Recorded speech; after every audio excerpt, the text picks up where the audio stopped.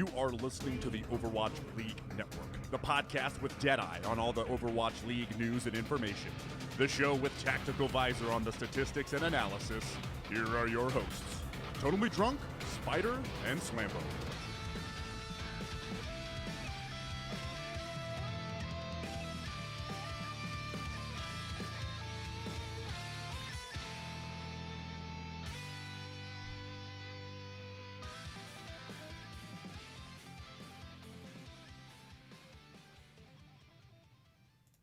What is up, guys, and welcome back to Overwatch League Network, the podcast with Deadeye on all the latest Overwatch League news, information, and esports analysis. I am your host, Totally Drunk, and tonight in episode 122, we'll be updating you on the latest news around the Overwatch League. We'll reflect on a week that was in OWL Week 10 and set our sights on I would say this weekend's action, but a little bit of a change up. As opposed to like what we've been used to seeing, because we do have games Thursday, Friday, Saturday, and Sunday this week, as opposed to just Saturday and Sunday. So before we get into the news and introduce you to my co-host, let me just quickly take a moment to thank everyone who is joining us tonight on Twitch for our live show, and of course thank all of our repeat listeners out there. So as you guys can tell, we do have a full house again. Apologies for my absence this past week. A lot of stuff going on behind the scenes. I'm sure everyone is dealing with their own stuff with the ongoing pandemic. Hopefully everyone's been keeping busy at home, maybe listening to a little bit more content than what they're used to seeing, or just finding something to binge watch on Netflix, because I couldn't stop these two from talking Tiger King before the show. But joining me tonight, as always, we have Anura. Anura, good to see you again, brother. It's been good. This weekend's been full of Valorant for me. The new game, it's kind of popping. I just wanted to try it out. I've kind of been enjoying it. It's a little bit different. My main problem is that I've had a few days and there's already toxic people playing, and I was like, okay, it's gonna be one of those games.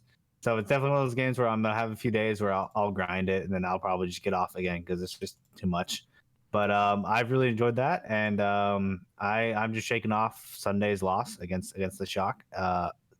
That's literally what I've been doing this week, doing that and working. So yeah. Yeah, and of course in the no beta club we have Booger. You're muted, bud. I am. You break the things. Yeah, I got it mixed up. But we had a great weekend of Overwatch. Houston Outlaws had the most wins for green teams this weekend. Who would have thought I'd be saying that today? So that was pretty cool. You kind of faced Good some point trash to your competition, so. Hey, a win's a win, and I want to feel good about it for a whole nother week. And so, it's been pretty good. I've been trying to play as much Overwatch as I can myself. There's a lot of free time over on my end. Been able to watch quite a bit of Overwatch and play it. So it's been a pretty all right week, I say. Mm-hmm. Well, it's definitely been an interesting week of Titans games, which we'll definitely get into. Not quite what I was hoping for, but they did have like 2 months off, and there's a couple other teams that are kind of in the same boat with, like, say, London, who were kind of going to be dealing with the same thing, since it looks like they won't be competed until May, which would be like a 2-month period in between games for them as well. But in gaming this week, basically been playing Valorant in a closed beta, playing a ton of Hearthstone Battlegrounds now that we've kind of transitioned Tavern Tales to being live on Twitch on Thursdays, and that's been a lot of fun. And we're supposed to get an update this week as well, so I'm curious to see whether or not any of our balance change ideas make it through this week. But it was a fun weekend of matches, and I'm just counting down the days until the Dynasty are back in action, but it's going to be at least another week until that happens, unfortunately. But anyways, let's go ahead and let's jump into the news from this past week. And, I know a lot of people out there are still wondering what's going on with YouTube in regards to Overwatch League tokens. And it's another week where we haven't heard anything. No updates. We don't know what the timeline is going to be before we are able to earn additional Overwatch League tokens. And then, the Overwatch League's like, okay, we'll throw you a little bit of a bone. And it's like, okay, like, you can get 100 tokens by signing up for the mailing list, which is enough for one skin.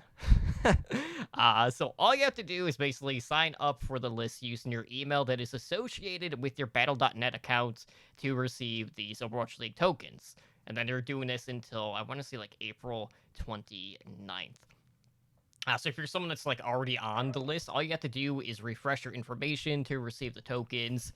But, by the looks of it, there was going to be like a minor delay in when the tokens are handed out. But, a lot of people are just going to look at this and be like, well, 100 tokens really isn't anything. Like, I know, like, if you convert it to, like, if you're buying tokens, it's technically like $5 a skin. But it's not going to be enough for people to really like stockpile anything by any means, or even amount to the tokens that they would have gotten over the course of, the 10 weeks that we have had so far. So is there any plans you guys have for, signing up for this, or any skins in particular that you are looking to acquire with said 100 tokens? I'm going for the Sinatra skin whenever it comes out. I had 170 saved up. That 100 is going to bring me up to 270. So that's all I'm really going to do for it. I will say that like 100, although it's not a lot, I probably got that in the first 2 weeks of watching Overwatch League week one, just based off the random drops of 100 tokens they do during the Twitch times. But it's something. I mean, I don't know if they should have brought it up in the first place at all, and just like let people forget about it until they had the full thing figured out. But it is something. It gives those people at least a little bit of like free way to get some of the big skins that are coming out, like the shock skin. I don't know if that's still going on. I forgot. And then Sinatra skin that comes out, and maybe like the 2 skins they come out with Atlantic Pacific skins, if they want to get one of those. Maybe this will help them out with that. But like right now, it looks like I don't know if they should have brought it back up in the first place. Well, the All-Star stuff wouldn't be till the end of the season anyway, so that's Right, that's a right. way off in the distance at this point. Yeah, I mean, I think getting some free tokens is cool. I actually have a lot of outlaw skins that I need to buy. I only actually have one, just because of when it was on Twitch, trying to like the way I would screen mirror it for my TV, it would want you to log in like every time it refreshed. And it was a lot. So I just didn't try to get them until they started doing those quizzes where you could answer the questions on the site at the end of last year. And I got like the Winston for the London Spitfires victory. Like I collected that one, but I definitely think I probably would like to pick up like maybe Outlaw Sigma would probably be a fun one that I would like. Maybe the Outlaws Diva, something like that. Because there's a lot of gaps in my collection, but I've never been really big on skins. It's just one of those, oh, that's pretty cool. It's free. Oh, that's really cool. So yeah, I'm not really rushing. I might think about it, do it after the show, get 100 real quick. Yeah, I totally forgot about the quizzes. I wonder if they ever thought about doing something offline-ish, as in like not straight from YouTube, but like something where they can ask you questions, you get tokens if you get it right, kind of deal. But like on the Overwatch League website or something, where some way you can get tokens while also like looking like you're participating in the games. But Even in game. in game, cool, yeah. Anyway, just get some tokens to these kids, because that's really what they want. I'm not gonna lie, that's what a lot of people want, because it was just so nice. You felt like you're getting rewarded for watching something that you like to watch, Yeah, I don't know. Like the whole league pick system that they did for like the Twitch plugin wasn't all that great. Like there were a lot of issues that they had with that pretty much straight out of the gate. And there were a lot of times when some of the questions just wouldn't update, or you would just forget about it altogether. So you technically be missing out on an additional opportunity to earn those extra currency for the league tokens. But I don't know if they're actually going to be looking at something like that. But maybe they could kind of incorporate stuff where, maybe they just grade whatever stats with the stats lab and kind of like do a collaboration in that regard if they do kind of go that offline method. But we haven't really heard anything about it, so I'm not going to be holding my breath to see if there's any updates on that front. And just based on how things have been, we probably won't see any sort of system in place until maybe as far off as next season. At this rate, when everyone's kind of working from home right now, given everything going on. But we've had some interesting developments here over the past week, and one of them revolves around the hero ban system. So, as you guys know, things have basically been changing on a week-to-week basis when it comes to hero bans, more so when it comes to competitive play on ladder. So we've seen a number of tweaks, whether it was banning additional tank heroes, additional support heroes, just outright banning all hit scan DPS a week, to only banning 3 heroes, to having those hero bans being different from the Overwatch League to ladder, and then kind of like Open Division and Contenders not being on the same thing as the Overwatch League. And, the pro players out there can somewhat have a sigh of relief knowing that moving forward, the hero pools are going to be universal when it comes to the Overwatch League ranked play, as well as Open Division and Overwatch Contenders. So how this is going to work is there is going to be a new algorithm-driven system that compiles play rates from high-level competitive play. Now, they did not specify what the hell that actually meant. So I don't know if that means that they're basically looking at, say, top 500, if they're going to account for that in addition to the Overwatch League pick rate, or if it's a Grandmaster and above. But, they're maintaining it where you're not going to have the same heroes being banned in back-to-back weeks. And I know a lot of people were complaining, at least for the Overwatch League pros. Like, let's say, you were practicing, let's just say Lucio. Let's say Lucio's banned in the Overwatch League, and then, you hop over, and, sometimes you couldn't play the heroes that you would be practicing otherwise to prep for your week of Overwatch League matches ahead, and now everything's just all going to be the same. Now, that being said, I have seen pro players complaining, well, why are we basing things off of this, quote, high-level competitive play? Does that mean that we're going to be looking at ladder in regards to who we're banning in the Overwatch League, or is it top-down? I don't know if they specified anything on Watchpoint, but there's a lot of confusion about how this is actually going to work. Yeah, I think the wording they used was algorithm driven or algorithm based. So that's kind of weird. When I've read at high level competitive, I thought that it would be like basing it off of the league and contenders and tier 2, maybe even open division, but probably just contenders. I think that it's definitely not a good idea to ban it off ladder because that opens up for people to have like little troll campaigns and try to game the algorithm.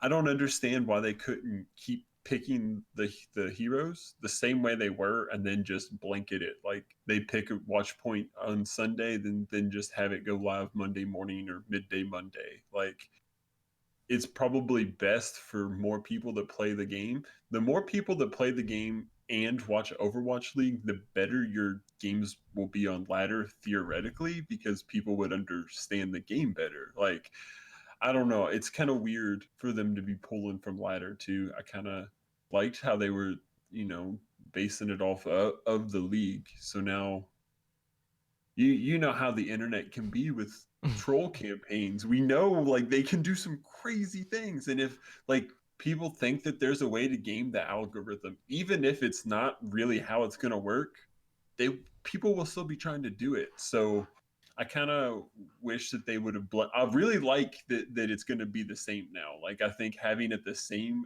on ladder and in the league is a good idea, but I kind of wish they would have just kept picking based off of Overwatch League pick rate, because they're the professionals. That's who we should be emulating on ladder, I feel. Like when I queue ladder games, I'm like, man, I want to play like they do in the Overwatch League. I don't, That will never so happen. yeah, I know, but I can dream. I'm probably too old to have those sharp reaction times. I got hit in the head too many times. So That's also why you're an Outlaws fan. See, and okay, so see the fact that you don't own that many Outlaw skins just shows me the amount of shame that you have. That you don't want to show it up. it's just too much. You know what I'm saying? Like, it was mostly because of the way that it worked on Twitch and the TV. But either way, I'm glad that the ladders match the league now. I'm glad that the bands match the ladder in the league now. I don't. Go ahead. Yeah, I don't mind it being from high level. I'm pretty sure they said high level play. We don't know the length of the high level play. I don't mind that, because if people are like abusing certain heroes, I would just rather not see them that week. Even if it's from ladder to Overwatch League. What I didn't like them really about this versus other things is I actually really enjoyed watching them do the draws any way they would do it. I liked the little wheel that they had, the lottery wheel. I enjoyed the cats. I know Edinar didn't. But me personally, I thought it was cool. I thought it brought like a little extra flair to the Overwatch League that other things didn't have. And now we watched it this weekend. And it literally was just like, oh, I wonder what it's gonna be. And then they show it, and it's like, that's it. And I don't know. It's just like, congrats, this is the hero band. Like, we don't know why is Ash there? We don't know. Like, we have no idea why Ash was there. And I don't know. It's just like, it brought the fun out of it for me personally. Now I'll just like look on Twitter and see it, like, instead of like going to Overwatch League and like watching their reactions to them picking it and how they did it. I just enjoyed that part. It was very entertaining to me. This I don't mind. I don't mind that they're bringing it. I don't mind that they put ladder in the aspect of it. For the sole fact, it's not just Overwatch League that's using it now. It's contenders that has been using the same thing Overwatch League has. Open division. This is all should bring into it. So bringing ladder in should help put the most picked in general probably around the same for the comps. I don't know if I'm making sense here, but it's one of those things where I'm like, I don't mind that. I think it's kind of cool. I'm just kind of sad we haven't seen Tor banned yet with all the play use in the Overwatch League. I want to see it. I just want to see him banned. I think it'd be funny. I think it'd be really fun. But I don't want to see a Torb ban. Why would you want to see that? I want to see a Tor ban. I want to see a Sim ban. I want to see. I think we saw a ball ban, right? Yeah, we saw a ball ban. Unfortunately. Yeah, I'm just like all the little Bastion ban would be great too. Like all the little like niche meta picks just getting banned. I think that'd be hilarious. Fortunately, the play threshold wouldn't be that high for some of those heroes that you just selected. But basically, what this tells me is that we are done with the random-ass experimentation being done week to week, at least on ladder. I can't imagine we're going to see any more tweaks in regards to, say, banning additional heroes outside of the 1 tank, 1 support, and 2 damage dealers. So don't have to worry about all the projectile DPS getting banned on ladder. So that will be a welcome change, because I know for a lot of Overwatch players out there, that has been one of their bigger gripes with how the dev team has been handling the hero bans for ladder play. So this will be a welcome change, and hopefully, knowing that the pro players will essentially be practicing the heroes that they're going to be using in their actual games will also help maybe bring up the level of games that we will see by a little bit. Now, that being said, it's still not going to help for, the teams that have been sitting idle, essentially, for, 2 months straight. So we'll have to wait and see how this is going to affect the pros moving forward. Now, that being said, of course, it wouldn't be a week without someone heading back to Korea. It seems like, every week, Someone is going back home. But this is a little bit different because we don't have a team moving their base of operations. We have the Paris Eternal DBS player XZ returning to South Korea to undergo treatment because apparently he's been dealing with some severe neck pain. So the star DPS is planning to return back to the Eternal following the end of this treatment. And, this is basically back-to-back weeks where the Eternal have gone down a player, because this past week we saw their flex support Hip retiring from professional play. That meant that Gray ended up getting the starting nod for the Eternal, as he is the only flex support left on that roster. And with XE now out of the DPS rotation, you are brought down to having Soon and Nico for the foreseeable future until XE returns. So, looking at this, obviously XE has been popping up primarily on the hit scan role. We have started to see a little bit more Tracer play coming into the fold, at least at the Overwatch League level. So, Anura, looking at this, do you at all worry about how Soon is going to perform on things outside of, the prominent roles that he has been playing with, like the Tracer and Widow, like we've seen in years past here? Am I worried about Soon's aim? No, I don't. I don't worry about Soon's aim. I think Soon is still a great player. I think XC's next level. What I'm worried about is XC's Rookie of the Year candidate run as a player.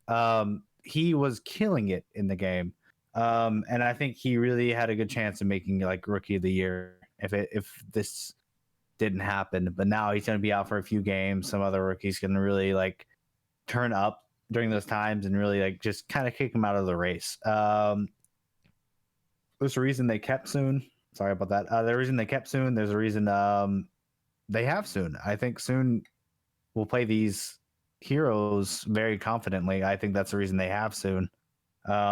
Is to both come alongside XE and also like kind of be a backup if XE ever has to go out for certain reasons.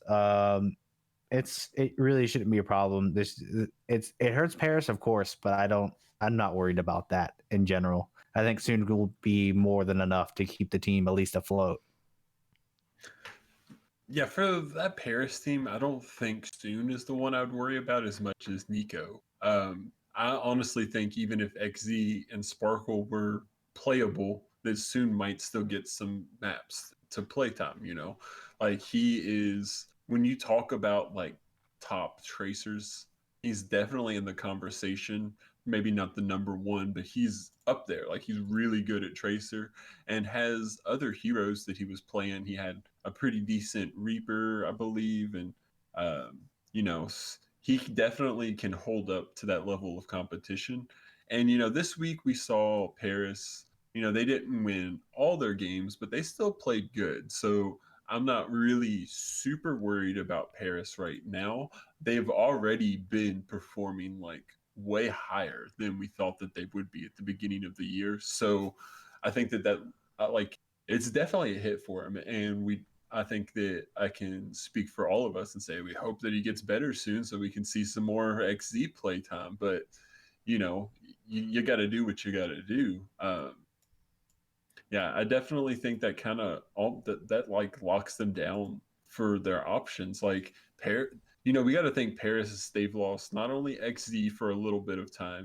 Hip retired, but also Smex was another player they've had that hasn't been able to play because of medical issues. Like Paris is kind of hit pretty hard. Like even though like this is one of their first, well, Hip and XZ are the first of like starter level players they're losing, but it's definitely something to watch for because you also got to think about the impact on their practice. They're not going to have like Soon and Nico are going to be good, but they're not going to have that level of practice partner with them, even if they're not hitting the thing. So yeah, that's definitely I want to keep an eye on Paris and see if they're able to keep it up because it definitely felt at times that XZ had been carrying this season, but that's nothing against the rest of their teams. If somebody's going to pop off, they're going to pop off.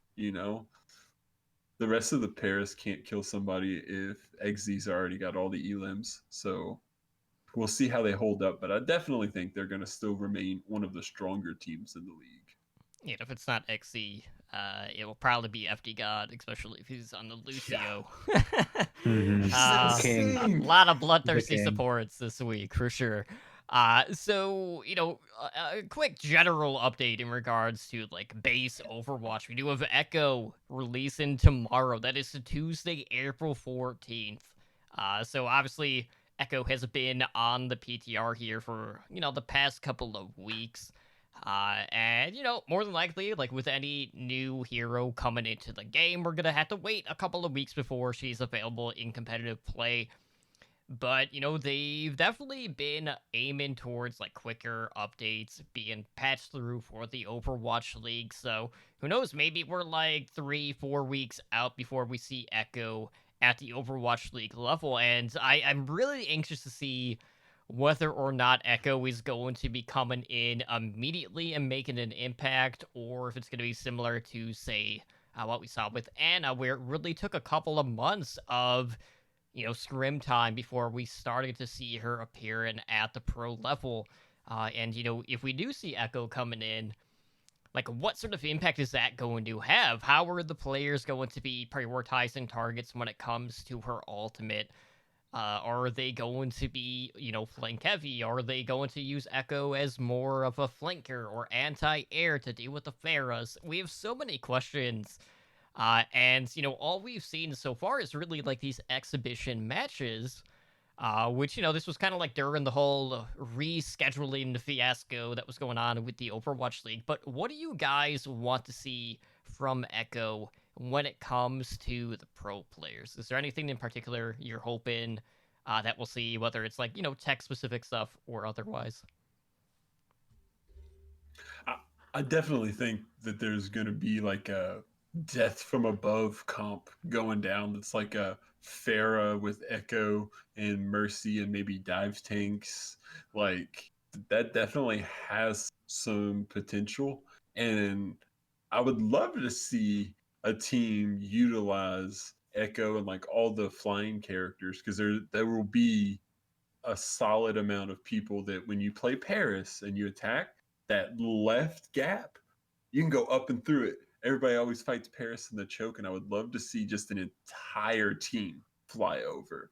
And with Echo now, I think you'll be able to get a comp where everyone can fly. I definitely think that Echo will be played in as more of a dive character. We've seen, even though when we watched those show matches, you couldn't get a feel for what teams like their strategy was really going to be. You could still kind of see that it seemed like the really effective Echoes weren't the ones that were like flying around. They were the ones that would jump and just drop on their opponent and just delete them as they were falling down. So I definitely think that Echo might be bringing in a new era of dive, and I'm very interested to see like how that's going to play, because are we going to actually have teams that are going to be counterpicking, like will a team want to pick a hero that is less optimal so that Echo won't be able to steal some of those super strong ults? Like, there going to be players that are like, hey, we ain't going to play Reinhardt because an Echo is going to be able to duplicate and double shatter us?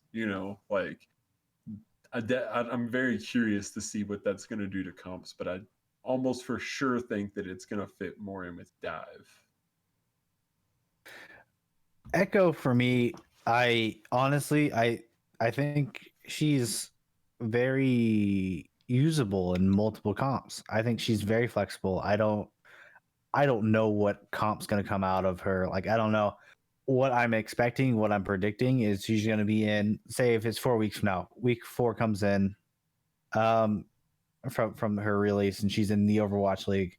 Week 5, I'm expecting her to get banned. That's how much I'm expecting her to play. I think she's an insane hero. I think she's brings a lot, and unless there's like some really good hit scan meta, like not meta, but like hit scan heroes that can just shut her down in the air, I can just see her flying over and just destroying a lot of comps that previously be good. And I do think there's gonna be some comps built around her, like there was Brigitte with goats. It's like she's insane. I think she's going to be insane. I think she's going to continue to be insane. I don't mind it. I'm actually excited. This is one of those things where I hope she brings something new to the league. I hope the next big guy was next big Echo player was some player on the bench who just like grinded her for like 4 weeks before Overwatch League started and is now like one of the best. Or I just want to see something new and fresh, and Echo's going to bring that, and I'm super excited. It's gonna be Chipsa. Chipsa, yes, Chipsa. That's it. You figured it out. It went from Genji to Doomfist to Echo. It'll probably And be he's gonna someone still complain about Widow. Yeah. But who knows? Maybe we'll even get to see, like, if Pharah Echo is the thing, maybe we could potentially even see double hit scan compositions coming into the forefront there with McCree and Widow.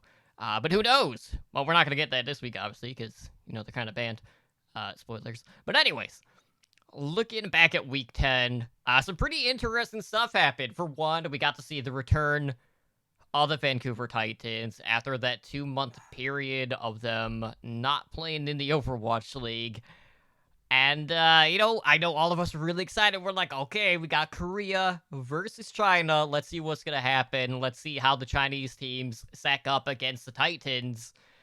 And, I'll be honest, Titans pretty much got blanketed. They lost 0-3 to the Guangzhou Charge on Saturday, and they only picked up one map against the Chengdu Hunters, falling in that series 1-3.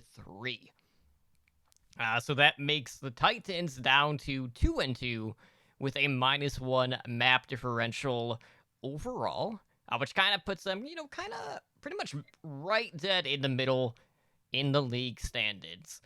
So looking back, a lot of people were like, where the F is Hoxel, the Rookie of the Year? He was nowhere to be seen throughout the weekend. But, there's a lot of questions about how good these Chinese teams are. Shanghai has definitely kind of continued to push themselves out to the forefront and kind of like build off of the gap between them and the rest of the Chinese teams at this point. And there's definitely been some teams out there who are championship caliber that have been sort of on the rebound, kind of like what we have seen from the Shock, as they have avenged basically two of their losses to the other California teams. So looking back, guys, what are you expecting to see from the Titans moving forward? Is this more of a learning experience? Was maybe the Chinese teams doing something that they quite weren't expecting? Because we saw some like really wonky looking dive compositions coming out for the Titans, especially in that first series against the Guangzhou Charge. This was a weird series of events. I'm honestly gonna put it down to hero pools and them moving. These are, of course, excuses for them losing because I can't explain any other way. They lose this bad to both of these teams. I do think Charge is a good team. I do think they can show up to any team any day, but like that badly is just not in my wheelhouse. I think they had a weird understanding of the meta that just was not right, combined with just probably just moving and like not getting a lot of time in. It's not the Titans we know. This is not the Titans we were used to. I'm gonna give them another, I guess, 2 weeks because I'm not playing this weekend. Spoiler, I'm not playing this weekend. But it's just one of those things where I'm like, I'm gonna give them more time before they like put the nail in coffin. Titans are just not good this year. It's just they didn't look right, and it's not like they look bad. It just I mean, they look bad, of course, but it's one of those things. It's like I think is the comp more than the players. If that makes any sense. I don't think the players are playing necessarily bad. I just think they had the wrong idea of the meta. Yeah. I think it's a curse. Let's be real. It's a bad omen. It really is a curse. Okay, so flashback to baseball. Everybody's heard of the Babe Ruth curse. The team traded him away, didn't re-sign him, and they didn't win another championship for like 100 years. Well, the Titans, they let go of Bumper and Tizzy, which we were all like, hey, that's kind of weird. You know, they were like that good of a team. Last year, they only lost 3 regular season games. This weekend, they lost 2. So they got beat out of the next week's games. They didn't even schedule them for a game this weekend. Like, I was really surprised. Like, I thought the Titans were gonna like play really well, and honestly, I kind of think it might have been like a coaching issue. If you go back and watch both of those games, the first game they were much, I think almost the most of the time they were playing like a monkey ball dive comp, and then the second game they played mostly Ryan Zaria. So and it didn't seem like they were very flexible. It's almost like the Titans are a team that with time will master a comp, but weren't they really weren't bringing it this weekend. And I don't know if the Titans are cursed, but if they don't pick it back up, I'm going to say they're cursed because like what I don't think anybody would have guessed that they would have went 0-2. And now it's kind of like after the first game, I was just like, man, so how good are like the Charge and the Dragons? Because the Dragons were able to whoop the Charge. Like, how good are they if they beat the Titans like that? But then after the second game, I was just like, oh man, the Titans, I don't know, they might be mentally boomed. You know, you did bring up they literally crossed the planet, and that is probably a lot for a team. But at the same time, like, you know, pointing and clicking heads ain't different on the other side of the planet. You know, their toilet bowls spin the other way around, but you still aim the same. So I don't know what happened to the Titans this weekend. I was completely shocked that when because I definitely did not watch those games live. I woke up the next day and was like, okay, let me check out what happened. And I went to watch the Titans and was just like, kind of saw a spoiler and was like, they got 3-0'd. What? So yeah, like the Titans definitely, I don't know, man. Like it was weird. They seemed so reluctant to switch compositions, which kind of just makes me think they might have been so cocky, like, oh, we got this, we're gonna win. And they weren't ready to adapt. And like you also said, like, why the heck aren't they playing Hoxel? Is he sick? Is he still like in the process of traveling or moving? Like, especially when they were playing that monkey ball dive comp where Hoxel could have played Genji, who we know is like can just completely turn games around with his Genji, like one of the best. So I don't know. What do you think happened to the Titans, Totem? Like, what do you think went down there? Well, Coaching?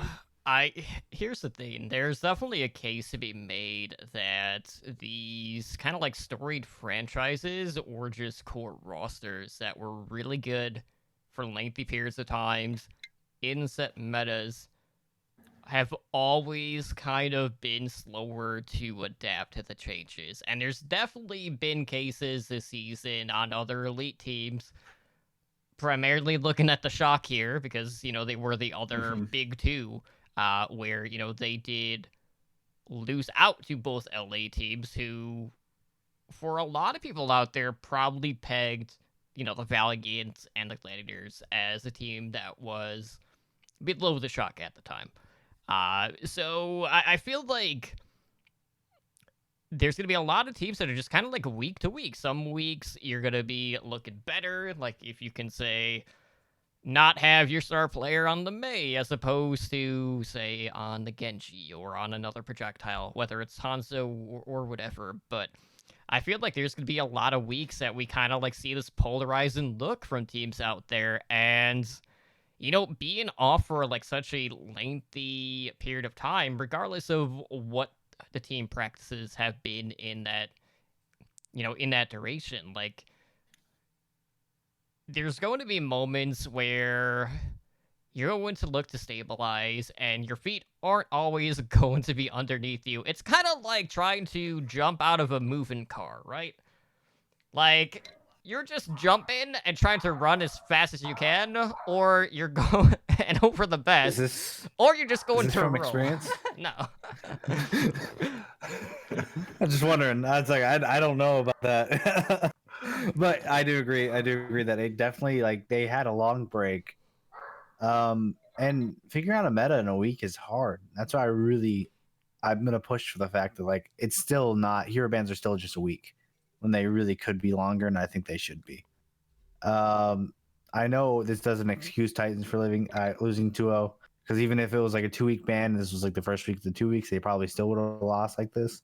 But at least like the meta would be more refined the second week, and you'd really figure out like what's right, what's wrong, and teams that are better at refining metas could really shine. Mhm. With that being said, I don't know what happened to the Titans. I'm betting it's a fluke right now, because they've looked better in every single aspect. And they came out with some weird stuff, and maybe it's the coaching, maybe it's just like the players thought this would be good, but it's just not. It wasn't clean. It wasn't the clean Titans, even though they're hyper aggressive. They're used to adapting. I don't think it was the lack of adaptation. I think they can adapt to things very easily, but when they just don't have the right meta in the first place, they won't be able to win. And I think that showed. Well, don't try to run dive into, Brig, uh, in the first place. They And were Torb, doing it. maybe. I- We also probably want to note that they actually were playing Twilight and Jaehong, which preseason a lot of us were talking about like which flex support do we think they're going to run? Is it going to be Jaehong or Twilight? Yeah, that And they wasn't actually did both. But there was a wasn't bunch of all teams that weekend, because I mean the Fusion did that too, essentially with Alarm and Boombox. yeah, there definitely was quite a few teams that did opt for the double flex support. Seeing that the BAP and Zen kind of were slightly popular in different regions, but yeah, I definitely was interested to see. And I'm gonna say I don't. Is Jaehong washed? Because he looked like one of the weaker parts of the Titans when he was in. Um, the maps where it was Twilight Slime, they kind of looked just like a little bit better. So I'm like pretty confused by that because usually you see Jaehong's like he's like one of the best. Everybody thinks that he's super good. So to see that his performance wasn't that good, on top of that is kind of maybe I'm kind of bad judging that because the whole team kind of looked bad. So he would have a hard time looking good on a team that got whooped that hard. Like I'm still honestly kind of shocked that the Titans got whooped so bad. Like I never would have expected that to happen. Now I'm really anxious to see what's going to happen when we do get to see the London back, when we get the Dynasty back competing against these Chinese teams to see if that, level of parity is going to continue to be growing more and more as the weeks progress in this current season. But yeah, definitely two perceived upsets in this case, and the Dragons just keep running with it here as of late Oh, yeah. in that region. So let's see if they can keep up the momentum that they've been building here these past couple of weeks. And speaking of momentum, we got Texas coming in. Let's do some Texas watch really quick. We have the Outlaws in the field winning out this weekend with not one, not two, but 3 wins. The wins are bountiful. But that being said, you're looking at the teams that, Houston and Dallas went up against. We got, Boston Uprising. Houston had a reverse sweep to Defiant. Dallas beat Washington. And, okay, hold on. Booger, going into this weekend, did you expect the Outlaws to win both games? For starters. I would have bet that they would have won both. But if they would have lost to Toronto, I wouldn't have been like flabbergasted. I think Houston actually this weekend completely ended the argument that they're the worst team in the league. That's possible. before this weekend, you could have made that argument, and I would have had to, have a rebuttal. But now, if you say Houston's the worst team, and they're like, you're ridiculous. I don't even got to justify that with arguing. So I think that Houston definitely is not the worst team in the league. And I'm gonna hold on to that as a positive for now. Yeah, the Outlaws on the Fuel, they didn't have the strongest competition, but if they want to be viewed as a good team, they got to beat those bad teams. If you lose to a bad team, you can't be one of the best teams. So it's definitely like a climb. It's the bounce back for both those teams. I think that Texas and Dallas both are teams that I think they're both just a little bit better than you would think by looking at their record. Like Dallas, they have Decay, and I think he's pretty gung ho on pulling them up the rankings, even if he's got to do it himself. So to see both those teams who, I would have kind of thought that they were a little bit better than what their record looks like before this weekend. And, they both won out. I was very stoked that Houston was able to pull off the reverse sweep. If you're a Houston fan, you see, map 5, maybe I should go get a snack. Like that, whenever I see Houston going to map 5, it's just like, damn. But they pulled it off, and it could be the first one of a win streak. Like, really, if you look at Houston in their past, I think 4 or 5 games, the only loss they've had is to Paris, but they've also beat them. So, and like losing to Paris ain't really nothing to be ashamed of. They're a legit team. So even without XZ, they beat Houston, and then they went 5 maps with Philly Fusion, who they're a map 5 they're team. good this year. Yeah, and they're really good this year. So, like, I'm just saying, Houston losing since hero pools have been established, the only team they've lost to is Paris. And I don't know, maybe the hero pools, maybe that's just what Houston needed to be that, to take them to the next level. They've always had success playing outside the box, which is kind of the thing as a Houston fan. You're like, get outside the box more. That's when y'all succeed. And that's like slamming your head against the wall, just running the meta when you lose. So I think hero pools is great for the Outlaws. Well, and here's a quick counterpoint. I did see something that I did like from the Outlaws, and that's the fact that they didn't keep changing their DPS rotation. Yeah, in the Dante Linkster, I feel like it's one of the stronger lineups that they could do. Like Blase, I think he should kind of fall into that role as the Doomfist specialist. And Hydration, he's really good for Linkster and Dante to practice again. So I thought at the beginning of the season we would be seeing the Linkster Dante lineup more often, and I think it really works well. And as a Houston fan, I've always been curious or had the feeling if Linkster is one of those players that deals with stage fright. So this online format might be pretty good for him. Like, he had some pretty quiet pop-off moments. I know that kind of seems like a oxymoron because Dante was just lighting people up, but there were also times where Linkster was on his game. And I'm really curious. I kind of predict that he will be one of those players that I know he's got a ton of LAN experience and he's been in a ton of big tournaments since the beginning of Overwatch. But, I've said it a million times that stage fright is totally a real thing to deal with. And for some of these players that have been dealing with that, this might just be oh my God, a breath of fresh air. I can literally play in my bedroom with no shoes on and so many things. You know what I'm saying? It's the level of competition when you put it on that stage is just different. And I definitely think that we've seen some pretty bright spots that I hope that the Outlaws continue to highlight. I really also, this weekend Muma looked pretty good too. So he might be one of those players that will be better in the online games as well.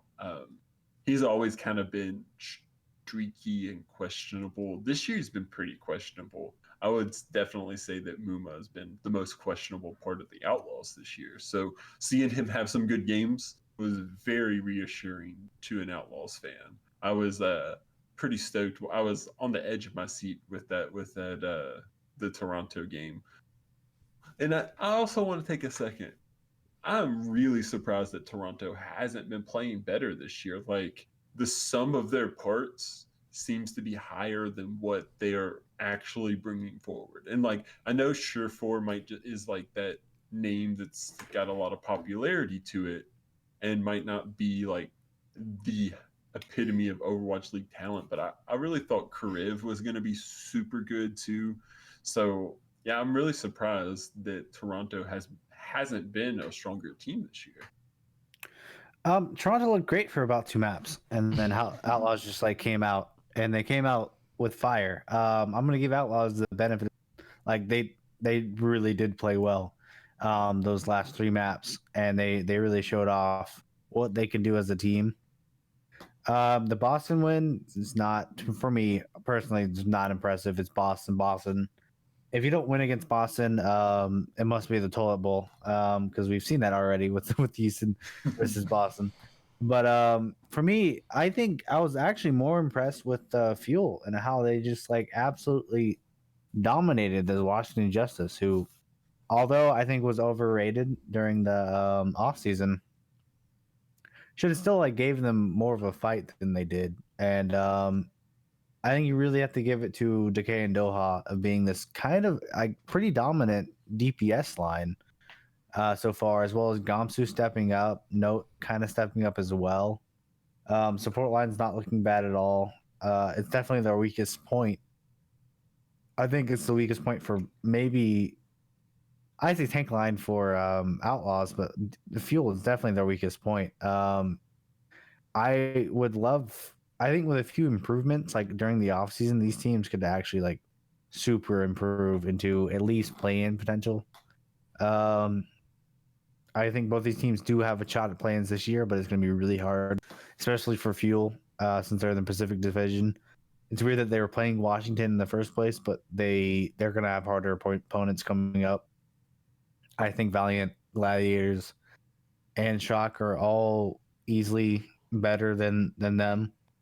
And then Outlaws really just need to, they have to 50-50 it, because they're going to play teams that are obviously better than them, and they're going to have to win against teams that they should be better than to like really bring them out to the next level. And this week, both of these teams won against teams they need to win to get into this next level of playing, because you're not going to get out of pure skill for these teams. These teams really need to just like beat the teams they need to beat, and really just try to show up for the teams they're not supposed to beat, because they're not going to win anything. But if you get in the play-ins, you're at least doing something. I know they don't play next week. I wish we could like talk about next week's game for them and really like talk about how it could help. But since we don't know who they're playing and how they're going to play and what comps, we can't really speculate what they're going to do next. But this is a good start for both of them to really like fueling them into the, that's no pun intended, fueling them into the next upcoming games.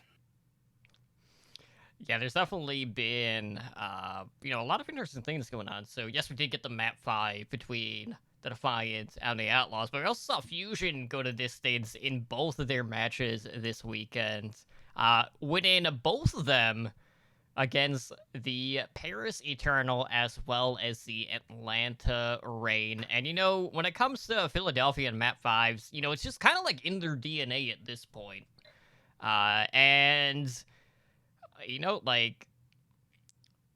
It's crazy to see how far Carpe has come since like the Overwatch League started. He got his hit some pretty like big highlight kills in regards to stats. He hit the 4,000 club when it comes to like final blows.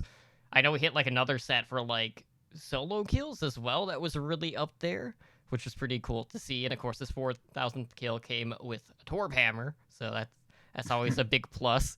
But there's been a lot of questions about, well, are Returnal and Atlanta reign in that top tier alongside the Fusion? And I think with the weekend that they've had, like even before this, you definitely could have made the argument that the Fusion were entering this current week as the best team in the league. And with these last two wins, I definitely feel like they've cemented that top spot. Now that being said, like we did see some interesting things. Like we did see a lot of Zenyatta Baptiste, so we did get to see Alarm and Boombox playing together.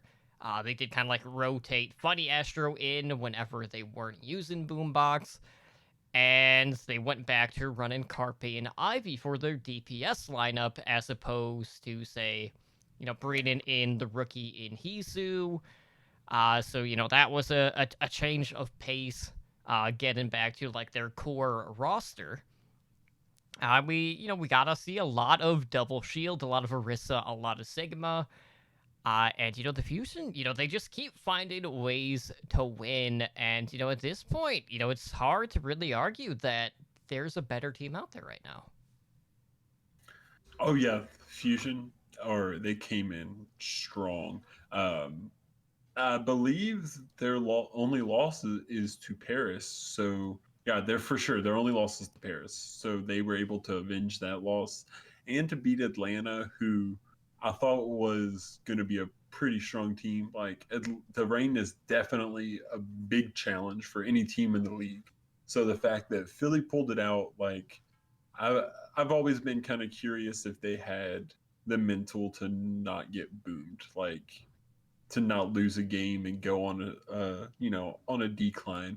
But they lost against Paris and they've come back and they come back strong. Like they pulled it out, clutched it out. So yeah, I think that there is a pretty valid argument that Fusion should be number one in most people's power rankings right now. Yeah, they pulled it out. Like the Atlanta game was really, really intense. The whole time I was like, oh man, like that was a pretty fun game to watch. Yeah, I will say that map 5 in that Rain series initially absolutely felt like a throw by the Fusion, but they were able to rebound. Yeah, they went the full distance on that one. 3 rounds into the map 5. Like if you didn't catch that game, that's one of the highlights to watch in my opinion, was Philly in the rain. Like yeah, it was just fun. What kind of thoughts you got about the Fusion and Nura? Wasn't it? Didn't they play Edison and Baby Baby for the first 2 maps for Atlanta, and then as soon as they put in Urster, they started winning the last 2 maps? I'm pretty sure. I'm not exactly sure that's exactly what happened. That's how I remember it. For me personally, I think that Atlantic Division in general, I just want to see them. As much as I was hyped for this game because it's like 2 top Atlantic games, it just made me more hyped. I really want to see them play against teams like the Shock, like the Titans who just got 0-2'd. I know like this week it probably wouldn't have been the same. But I'm saying in general, like this just gets me more hyped for playoffs in general because these teams look really good in their system. But both of these teams have played almost nobodies except maybe I think one of them played NYXL, and then the other one has played, I don't remember exactly, and the other one has played Paris. They've both played Paris and lost Paris. So right now for me it's Paris, Atlanta, and Fusion as like the top 3 teams in Atlantic. I would love to see how they match up to these either Chinese teams or these Pacific West, like West Pacific. I'm gonna say left because I said the last podcast. The left side of the NA teams. They're good. These teams are good. I just really want them to be verified as like good by playing other teams that have been known as good in other areas. And this is what really sucks about what's happening right now with the world and like coronavirus. But to put it all in perspective, I think Fusion really showed that they are a top team who could definitely, in the right meta and the right time, could make it back to the finals. This was a really good comeback from Atlanta from the first few maps where they looked not nearly as good as Fusion to, oh, okay, here's Atlanta we're used to. And then Fusion just to pull it out in the last map really just shows how strong their mental is as a team. To be general, I was surprised by Fusion, and I was really happy that Atlanta at least showed a fight, so they didn't look as bad as they probably are. I'm not saying they're bad. I was trying to say like they're not bad. That sounds bad, but what my main thing is, I think that this was just a great game in general, and it really shows the strength of both of these teams. And I've always viewed Atlanta as like riding the coattails of Fusion, mostly because they came in second year and they I think it was like stage one they got in the playoffs and then they lost to Fusion, and then they lost to Fusion again like later on. I always vision them as going like head to head and like who can go better. It's Cox versus I think Comcast. It's just like I always vision this rivalry for them, so I'm always excited to see them play against each other. And now we have Funny Astro who was on Atlanta going to Fusion. Now that they beat Atlanta, it's just a good match. It's a good match. It's a good matchup. I'm excited to see it again. I hope we see it soon. You have Astro turning the tide in map 5 with the 3K environmental kill that definitely shifted the momentum. Yeah, it was insane. Also, to note, they played Fury the majority of the time. I don't think they played Poco at all, right? Yeah, so it seemed like that they were opting to go that route, playing with Fury.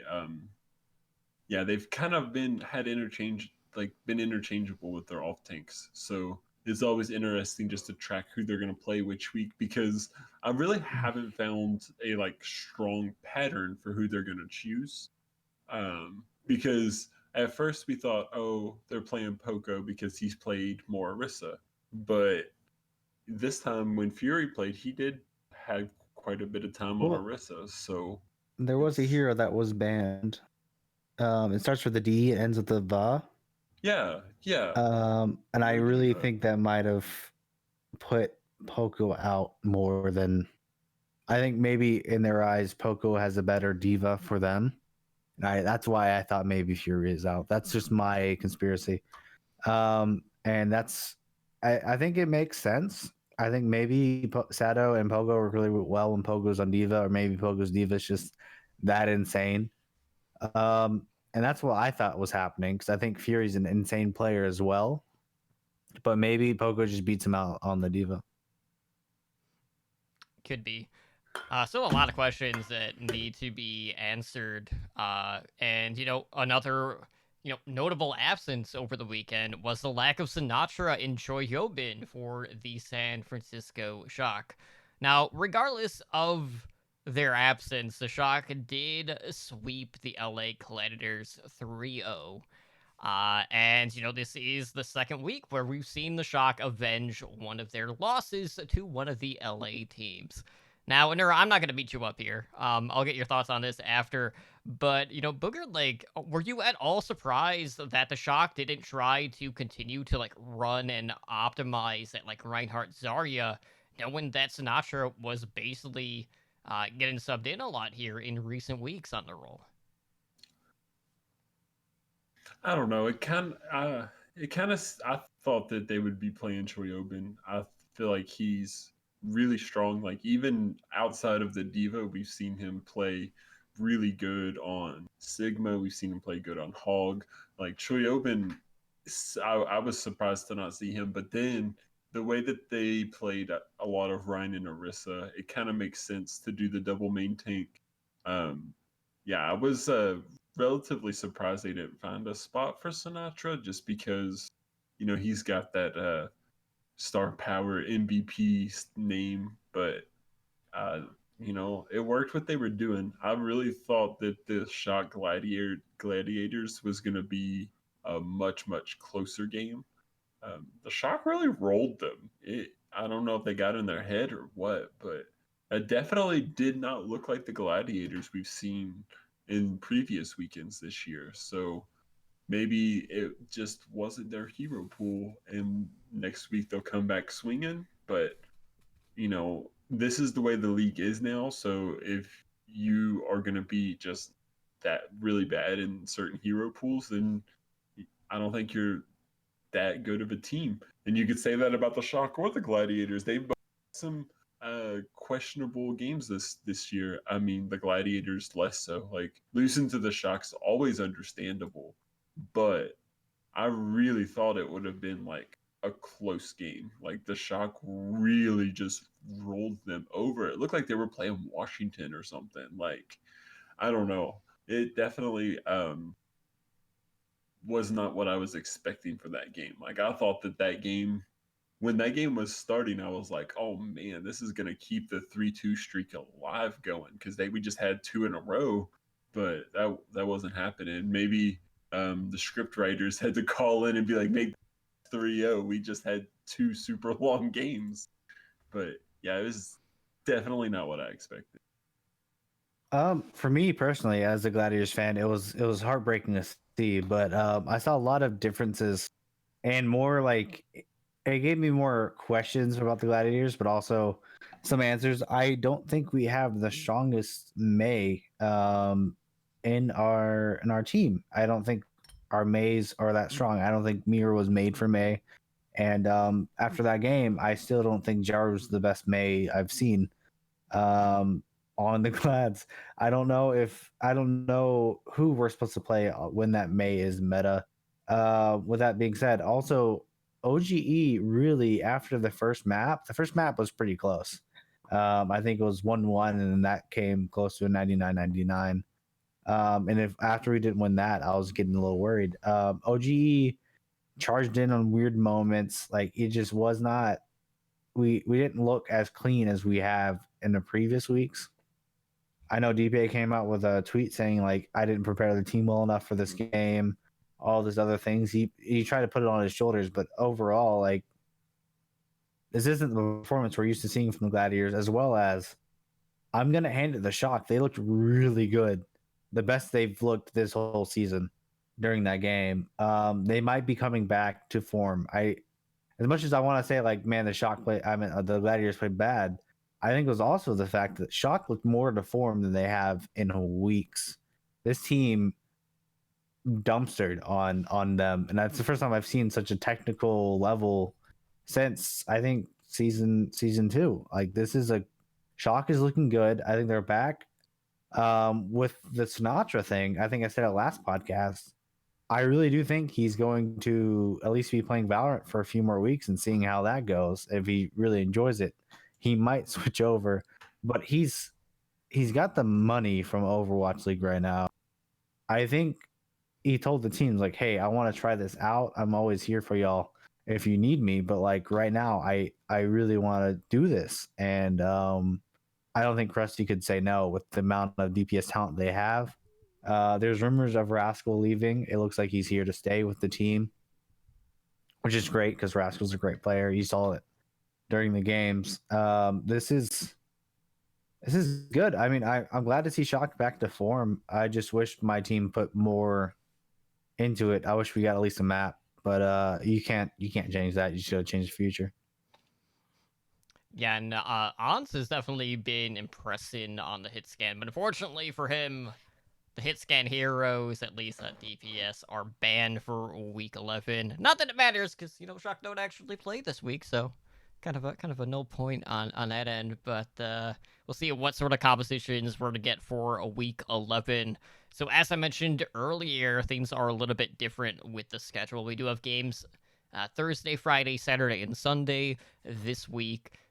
Each day consisting of 2 games. So we got like the NA side on Thursday and Friday, and then we got the China / Korea side on Saturday and Sunday. So looking at Thursday, we start off at 4 p.m. Pacific time. Atlanta Reign or Anabai, because they're facing Washington, essentially. And then after that, we have a Battle of LA between the Gladiators and the Valiant at 6 p.m. Pacific time. So, Nura, obviously, we've seen good and bad from both LA teams. And, if I'm thinking of a way to rebound off of a loss, there's nothing quite like a rivalry game to build off of. So this is a prime opportunity for the Gladiators to, get that step back. I think I'm really hyped to see this game. I always love watching Gladiators destroy Valiant. It's great. I love it. I'm just sad we can't see DPay versus Packing 10 again. I think that was great coming from that one time. But actually, to get serious, I do think Valiant's actually a pretty strong opponent, as much as they've looked strong and weak in certain metas. This could actually really be closer than a lot of people are thinking. I think Valiant, if they figure out the meta faster, because they have good coaches. I know they got rid of 2, but they still have Packing 10. This coach is actually phenomenal. I wouldn't be surprised to see him go to another team next year if they're going to give them the money for it. This is going to be a good game. I really recommend watching it. For me, it might be my game of the week. If not, I think it's the game of the week for me. Unless you want to give Shanghai versus Hangzhou Spark like a chance. It's one of those games where like the fans alone just love seeing it. And right now I'm liking these hero bands. I think KSP is a great player, but his Widowmaker McCree is probably his top 2. With that being said, who knows what Valiant's going to bring out? This is one of those games where, of course, I have Gladiators winning because both biased and not biased, I think Gladiators are just the better team. But overall, this is just, for me, the best game to watch this weekend. Yeah, there's definitely some games on the other end of the spectrum, though, because we do have, like, let's say the Friday match at 6 p.m. Pacific time between the Uprising and the Defiant. So both teams that are struggling pretty mightily here as of late. And of course, before that, we have Florida Mayhem back in action, this time against the Paris Eternal. I don't know, man. Yeah. That Uprising Defiant game. That is looking pretty juicy. That's a juicy. Is it, or is that just I'm skipping this? I'm not skipping it.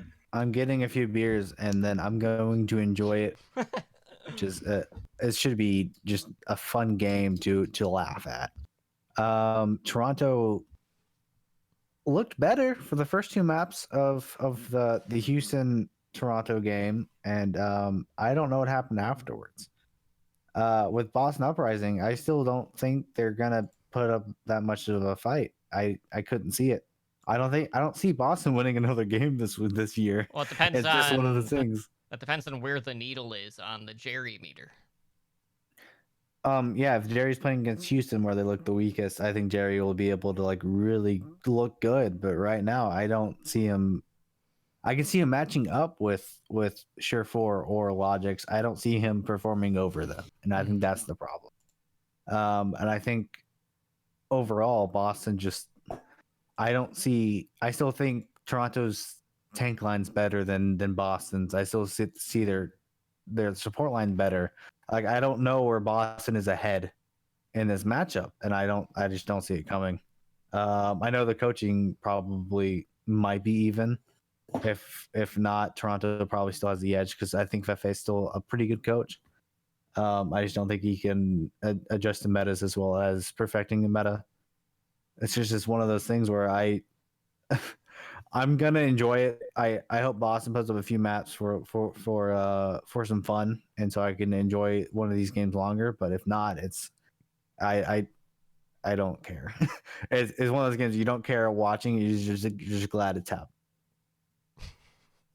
Yeah, some of the outside of the Gladiators versus Valiant, pretty much all these Western games don't look to be super exciting in my opinion. Like Boston, Toronto might be close for the wrong reasons, but we got Atlanta, Washington, and Paris, Florida. I feel like those are 2 3-0s, maybe a 3-1 if one of the one of those teams is feeling nice, like definitely I'm right on with you that the Gladiators Valiant is probably game of the week. We got some of the like the Dragons. I definitely look forward to seeing them play, but Los Angeles versus Los Angeles, it's like a rivalry that they built into the league. Like it's preseason we would have been like, oh man, Gladiators stomp them, but Valiant came out strong. So this is like a legitimate like rivalry game. So I definitely am gonna have my watch set to check that one out. With the hero pools that we have, um, I'm think that we probably will see a Gladiators win, but there's also a thing to bring up about the Valiant is since they've switched to online play, we have not seen Gig at all. I believe it's been almost all Dreamer, and while Dreamer he's pretty good. I mean, Gig looked pretty good when he was in too. So I wonder if it's a hero pool choice or if maybe they're swapping into running Dreamer more often. But I definitely want to see not only see that game for the competition, but I want to see who Los Angeles Valiant are going to be choosing to have on their roster. Like, I don't know. I'm just really surprised they haven't had Gig back in. Like, and we haven't heard anything about it. If he had been like sick or traveling or something, I haven't heard any words. So we'll see. Maybe they just think Dreamer is better. So we'll have to see that. I would assume with the Reinhardt ban that we probably will be seeing much more dive or the double shield, but I kind of think that it'll be more dive. So I kind of would assume the Gladiators get a little bit of an edge there. Um, I don't know. We didn't really get into any of these Chinese games. Do we want to get into? Yeah, well, I mean, if you look at the Shanghai games, like the Dragons have an opportunity here to jump into like the top 3 in the standings this week, with a couple of wins here. So on Saturday, of course, with the China games, they start really early in the morning. So please do not stay up all night to watch these if you don't have to. Then again, with everything going on, maybe your sleep schedule is messed up anyway, so maybe you are up at 1 a.m. Pacific time for whatever reason. I don't know. I'm not going to judge you if you are. But anyway, so Saturday at 1 a.m. Pacific time, we have the Chengdu Hunters going up against the Guangzhou Charge, followed by the Shanghai Dragons against the Hangzhou Spark. So looking at China really quick, we have the Dragons who are at 4-1. The Spark are currently 3-2. Charge are 3-3. And Chengdu still a little bit behind at 2-4. Now, it is worth noting, like we have seen a couple of, changes out of the Spark lineup, primarily with like Rhea being out due to an injury. So that's kind of been impacting them. Dragons are looking basically like at the level that we were expecting in regards to like our preseason power rankings, given all the changes that they made. And obviously we had some questions in regards to the main tank position, but all in all, like the Dragons have looked very solid and they've shown off the amount of flexibility they have. But when it comes to China, like we've seen that circle of parity, like teams have wins basically over all the other ones. So who even knows? Like I find this region so hard to break down because it really is at any given Sunday mentality where any one of these teams can take it. But knowing that the momentum that the Dragons have been building here as of late, it's hard not to lean in towards their favor, regardless of who they're going up against in this case. But I've really been impressed with the level of play that we have seen. Happy definitely popped off this past weekend, so I'm hoping that we get to see great things from him again this weekend, because I know there were a lot of cases this past season where he would show up one week and then he would kind of like go quiet the next. So we need to see him continuing to build off of the momentum week to week, and who knows, like maybe online play is his best opportunity to do that. I'm gonna say one thing. Chengdu Hunters. Chengdu Hunters. This is Widowmaker McCree's band. They could use those heroes. They decide not to. Reinhardt's band. Great. Brigida's band. Awesome. For me, this looks like Chengdu's playing grounds right now. The closest you can get to no hit scans. So Jinmu can just go on Pharah.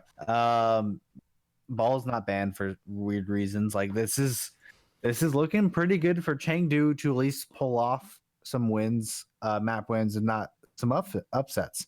This is like prime Chengdu territory. I think Shanghai is still one of the best teams in the league. I think Wingzhou looked really impressive against their Titans win, but like also Chengdu looked pretty good too against them. This is just one of those things where you've got to really put the Chengdu question mark in these Chinese games of will they pop off? Are they gonna show what Chengdu does? Like, are they gonna do what Chengdu does best, which is just like upset people off of weird comps? This is just I feel like this is a week where I'm going to be excited to watch the Hunter games. It's Spark is the other thing that plays. I think Spark is really needs to show up in at least one of these games to really keep their head in the ring. Like I know they're still probably really good. It's just one of those things where they always fall off the radar. They're always like one of those teams I never. And if they show up against Shanghai and the Charge, Shanghai Dragons and the Guangzhou Charge, I think that this could really be a good week for them. But yeah, I'm really putting if I were to bet on Chengdu games any week, I think it'd be this week for me. Yeah, we'll see if they can avenge that loss of the Charge, because the last time those two faced each other, the Charge actually took it in Map 5. Yeah, we can call that Hunters versus Charge game the Battle of the Titan Slayers after this past weekend. The Hunters, they looked good against the Titans, but the Charge looked absolutely insane. So I would like to see if they're going to be able to keep up that level of play, or if it was kind of like everybody gets hot. You've had a night watch where you're like, damn, I'm up 100 SR. I'm hot tonight. Like, that could have been what was happening to the Charge. But they really did look so good. So I'm kind of curious to see how they're going to be. And we've always kind of thought of Happy. When you say Happy, don't you normally think of being really good at Widowmaker? Mm-hmm. Well, he popped off on the Tracer too. So Happy was like, he definitely is not a one trick. He can be really good at some of the other heroes. So I'm definitely going to be watching both the Charge games this weekend for sure. So I want to see if they're going to be able to keep it up, because out of the two teams that beat the Titans, I think they did it more impressively. So now we get to actually see that comparison head to head Saturday, and I am totally here for it. I think that these hero bands are going to lead to some very, very fun Overwatch to watch. And I really hope saying that didn't jinx it, but I think we're going to have some really fun Overwatch to watch this weekend. And yeah, like I think that I really, really want to see how the Charge are going to just pull this out this season, because I think if it was a normal year and there would be like the games evenly distributed, I think that the Charge would end up to be at the very top of the league right now if they hadn't had to be going against the competition that they're forced to go against every week. Like I'm glad that we have the Overwatch League that we have to watch, but I think Charge might be one of those teams that might get a little bit stiffed by the way that it's going, because really, if you look like outside of the Korean and Chinese regions, what teams do we really think would stomp on the Charge? Like Philly, maybe. Shock, maybe. Like they definitely probably fit into that like high level of teams. So yeah, I'm definitely trying to watch the Charge games this weekend. Yeah, and for the Hunters, like if they don't walk out with a win here, Mm-hmm. it might be too little too late for them this early in the season, because you don't want to keep falling behind where all of a sudden you're trying to dig yourself out of this hole that you've kind of like crawled yourself into. But with the hero bands in play here, Jinmu is just able to like rule the sky. Like this is exactly the opportunity that you were looking for them. But I don't know. It's not. I'm not feeling too confident in them just based off of what we have seen from them so far. But I will be happy to see Jinmu on the Pharah nonetheless. So I'm hoping for good things on that front. But dragons have just been popping off on all cylinders, so really hard to pick against them in this case. So I'm just looking forward to like not having to rush to catch up on Overwatch League action over the weekend, like I had been every single week basically this season. So even if I do work over the weekend, I at least know I can just start watching the VODs when I get home rather than catching up on the day prior, days worth of games. So a little bit more spread out. And, I wonder if this is going to be a sign of things to come in weeks ahead where we will just go back to, Thursday through Sunday games, or if this is just going to be a one-off. But I prefer the shorter broadcast days than, say, 8 hours worth of Overwatch League. For sure. It will make it so much more manageable. I've been trying to like binge as many games as I could. And up until like this past weekend, I've been catching like a big majority of them. But this weekend was like the first weekend where I was like, Washington, Dallas. I think I'm gonna play Overwatch instead. Like generally, I'm like really into watching, but I've also been having a ton of fun playing Overwatch lately. So yeah, like they're definitely this weekend. We got some is El Clasico 2.0 going to be coming this weekend? That's my question, because there might be a couple opportunities for that. I'm looking at the Boston Toronto game. That's just the game of who wants it less. Who throws not as hard? Basically. So with that being said, guys, I think it's time that we close out the show for tonight. So if you guys want to help us out, the best thing to do for any podcast out there is to head over to iTunes, leave and write us a review. We are always looking for new ways to improve the show.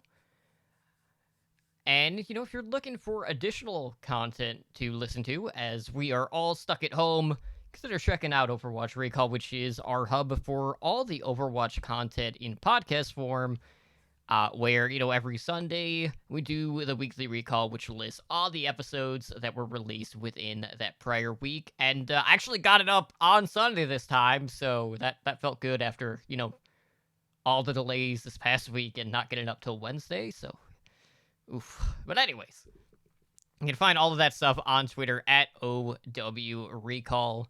And, just good to see still, 20 plus active podcasts recording on a weekly basis across the board in the Overwatch scene. So keep up all the great work on that front. And shout out to Push the Point, who are coming up on a pretty big milestone. I'm trying to remember if it was, I think it was this week. That was like their 1 year anniversary when they had started the podcast. So shout out to Labasco and our boy Ramses, even if he is absolutely garbage tier at Fantasy Overwatch League. With that being said, Nura, why don't you go ahead and let our listeners know how they can support this network? If you'd like to show some additional support to our network of Overwatch shows, consider pledging via Patreon. Tiers start at just $1 a month. More information can be found at www.patreon.com/OWL network. You too can join the likes of our master and above patrons, Daniel, Owl, Kasha, Agent Life, and 044 in helping our network. And Booker, how can they contact the show? Yeah, if you would like to contact the show, you can send an email to contact@owlnshow.com. The website that we have is owlnshow.com. You can find the Twitter feed for the show at OWLN Show. You can find replays of all of the episodes at youtube.com/Overwatch League Network. And you can join our Discord server at discord.me/OWLN Show. You can find us on Twitch at twitch.tv/OWLN show. And we are a Twitch affiliate, so you can help support the show by subscribing to our channel. You can earn the network emoticon, and our podcast network streams regularly. Overwatch League by the Numbers. This show airs Monday nights at 7 p.m. Pacific got that time. one backwards. What did I say? You said OWL by the numbers. Oh man. Overwatch League Network airs Mondays at 7 p.m. and then Overwatch League by the Numbers airs Tuesdays at 6 p.m. And then Heroes Never Die, the variety Overwatch show, airs at Wednesdays at 5 p.m. Pacific time. And Tavern Tales, the Hearthstone Battlegrounds, airs Thursdays at 5 p.m. at twitch.tv/TavernTalesHS. Absolutely. And just a quick note, like I don't know if Spider has an Echo video ready for release on Tuesday, but I want all of our listeners out there, if there is not an Echo video up on Tuesday, to just at SpiderGD and just tweet him F. He's been working on it. I'm sure he has, because like I know you guys have been like filming stuff, but like Spider hasn't been updating me, so we'll see. We'll see what happens there. But anyways, if you're looking to contact our host, you can find myself, Tumbly Drunk, on Twitter at TumblyDrunkCTR. And when I'm streaming on Twitch, it is at twitch.tv/TumblyDrunk. Anura, where can our listeners contact you? You can contact me on Twitter at Anura OW. That's ANURAOW. Yeah. Booger, where can they contact you?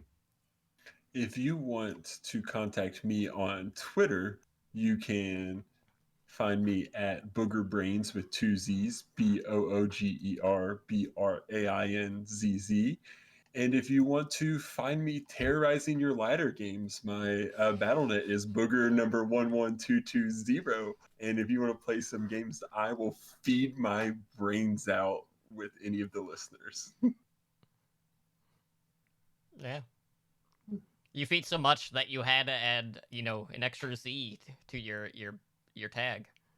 Actually, that's because somebody has had Booger inactive for I don't know how long. You're not fooling me. That's the real reason, and I'm not falling for your trickery, sir. Not gonna happen. So regardless, guys, I do want to thank you again for joining us tonight for episode 122 of Overwatch League Network. We'll see you guys back tomorrow night with the return of OWL by the Numbers when we update you on the state of fantasy OWL. You guys take care and have a good night.